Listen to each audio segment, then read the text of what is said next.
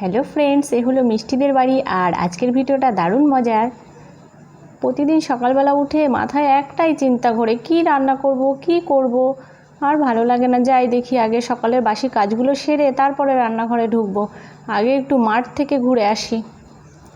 বাবা, মাঠে কি দারুণ ঘাস হয়েছে। আমার লক্ষ্মী আর মালতী পেয়ে তো খুব খুশি হবে। যাই আমি এক বস্তা ঘাস কেটে নিয়ে যাই, ওরা পেয়ে এত খুশি হবে। আর এই ঠাটা পোড়া রোদে ওদের আর মাঠে নিয়ে আসবো না, আমি একটু কষ্ট করে কেটে নিয়ে যাই। ভোরবেলা তো এখন রোদটা ওঠেনি। কিরে, সকাল সকাল তোরা খেলা শুরু করে দিয়েছিস? আর এই স্ট্রগুলো বার করেছিস কেন? সকালবেলা কোথায় একটু বই নিয়ে বসবি তা না, তো ঘুম থেকে উঠেই খেলা আর খেলা। ও জেম্মা, আমি আর পুবলু জানো তো পড়াশোনা নিয়ে কথা বলছিলাম, ওরা খেলা করছে।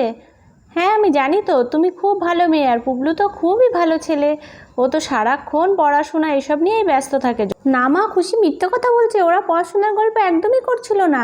বেশ বেশ, তোমরা ঝামেলা করো, আমি যাই রান্নাঘরে, দেখি কি রান্না করব। এই মিষ্টি দিদি, আমার মাথায় একটা বুদ্ধি এসেছে, জুস বানাবি রে? হ্যাঁ হ্যাঁ, এই মিষ্টি, আমার মাথায় বুদ্ধিটা এসেছে। কালকে যে মোটু জামগুলো নিয়ে এসেছে না, চল চল তাই নিয়ে আমরা বাগানে গিয়ে জুস বানাই। এই তো। আরে আরে, কী করে জুস বানাবি সেটাই জানিস না? দাঁড়া দাঁড়া, ফোন থেকে বার করছি, তারপরে দেখতে পাবি।